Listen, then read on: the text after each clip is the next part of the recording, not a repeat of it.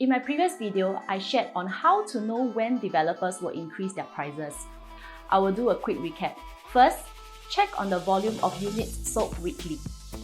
Second, to monitor the percentage of units that have been sold in the project. Today, I will touch on the third and most important point to determine a safe entry price by understanding how developers' profit margin works. Hello everyone, my name is Melissa and welcome back to my channel.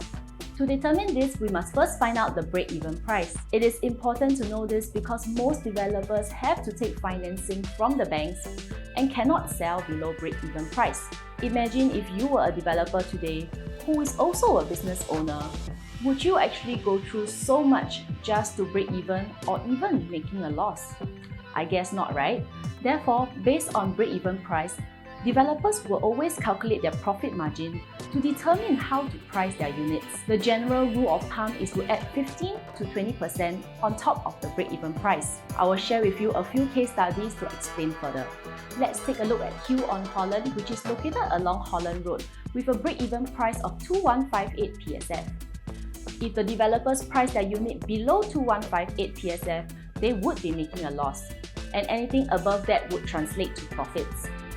Hugh on Holland launched in October 2020 with an average PSF of 2656, which translates to about 500 PSF or a 23% profit margin for the developers. This means that there is a risk should you have entered during the initial launch phase because the entry price is far from the break-even price. Hugh on Holland experienced a very low take-up rate right from the start with only 1% of their inventory sold on launch day. The developers then subsequently decided to adjust their selling price due to the low sale volume for a couple of months.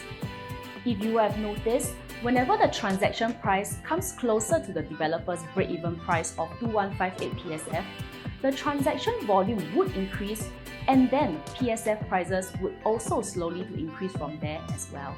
Another case study will be 4th Avenue Residence, which is located in Bukit Timah with a break-even price of 2201 PSF. 4th Avenue Residence launched in January 2019 with the average price of 2375 PSF. That is a 174 PSF or 8% profit above break-even. 4th Avenue Residence sold about 40% of their units on launch day. Comparing this to Hugh on Holland, 4th Avenue Residence launched much closer to the break-even price. From the chart, we can see that the prices of 4th Avenue Residences held steady since its launch day. However, there was a significant reduction in price after January 2020. So why is this happening? Similar to Hugh on Holland, the price reduction was due to a drop in sales volume. There were several months where 4th Avenue Residence only had 0 to 2 units sold monthly. So to increase the sale of units, the developers chose to reduce their prices. Buyers who spotted the opportunity and bought 4th Avenue Residences below break-even or even close to break-even price enjoyed a discount of 15%, which also acted as a safety margin for them. Subsequently, as the transaction volume increased, we can also see that the developer gradually increased their price.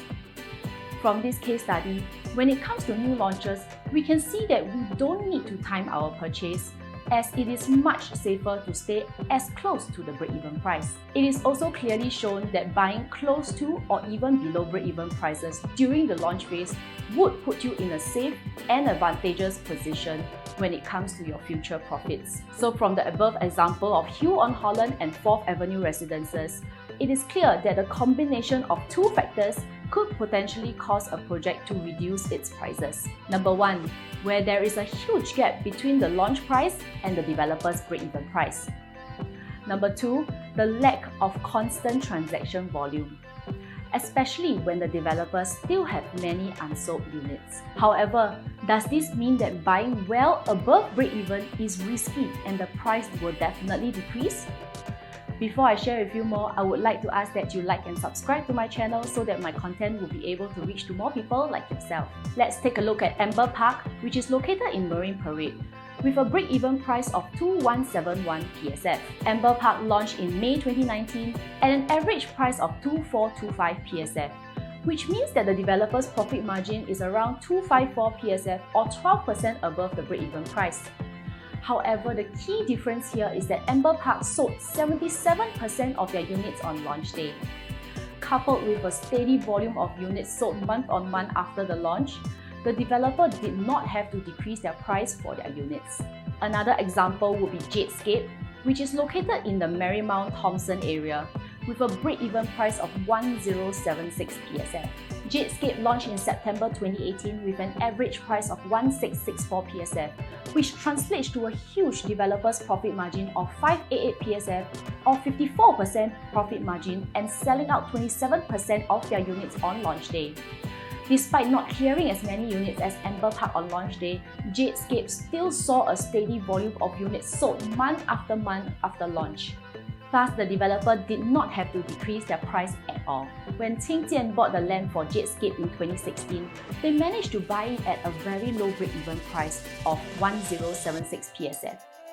Compared to the other land sales that were sold within the year in 2016, like the Trevor, located in Potong Pasir, with a break-even price of 1311 PSF, and Seaside Residence located in Siglap with a break-even price of 1384 PSF, thus resulting in a higher profit margin of 54% for the developer of Jadescape. The above example of Amber Park and Jadescape shows that despite being far from break-even price, there was no decrease in prices unlike Q at Holland and 4th Avenue Residence due to the steady volume of units sold month on month.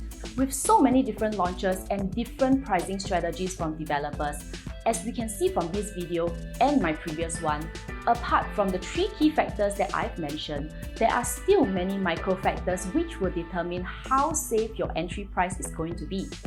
So if you need professional advice on the project that you would like to go for, do reach out to me via my contact methods below. Once again, my name is Melissa and I'll see you in the next one.